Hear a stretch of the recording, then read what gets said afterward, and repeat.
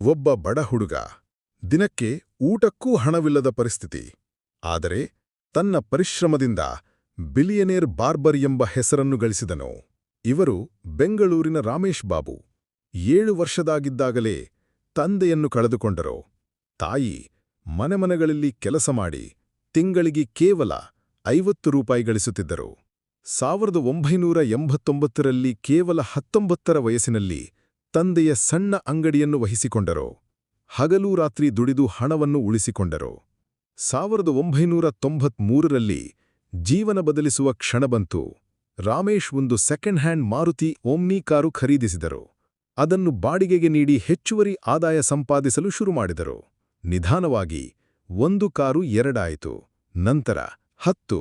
ಇಂದಿಗೆ ಅವರ ಬಳಿ 400ಕ್ಕೂ ಹೆಚ್ಚು ಲಕ್ಸುರಿ ಕಾರುಗಳಿವೆ. Rolls Royce, BMW, Mercedes, Jaguar. ಇಷ್ಟು ದೊಡ್ಡ ಯಶಸ್ಸು ಗಳಿಸಿದರೂ ಕೂಡ ರಾಮೇಶ್ ಬಾಬು ತಮ್ಮ ಕ್ಷೌರಂಗಡಿಯಲ್ಲಿ ಕೂದಲು ಕತ್ತರಿಸುವುದನ್ನು ನಿಲ್ಲಿಸಿಲ್ಲ. ಅದೇ ಕಾರಣಕ್ಕೆ ಅವರಿಗೆ ಇಂದು ಜಗತ್ತೇ ಬಿಲಿಯನೇರ್ ಬಾರ್ಬರ್ ಎಂದು ಕರೆಯುತ್ತದೆ. ಅವರ ಕಥೆ ನಮಗೆ ಹೇಳುವುದು ಒಂದೇ: ಹಿನ್ನೆಲೆ ಭವಿಷ್ಯವನ್ನು ನಿರ್ಧರಿಸುವುದಿಲ್ಲ.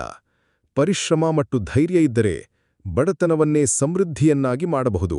ನೆನಪಿಡಿ, ನಿಮ್ಮ ಕನಸು ದೊಡ್ಡದಾದರೆ ನಿಮ್ಮ ಹಾದಿ ಕೂಡ ದೊಡ್ಡದಾಗುತ್ತದೆ.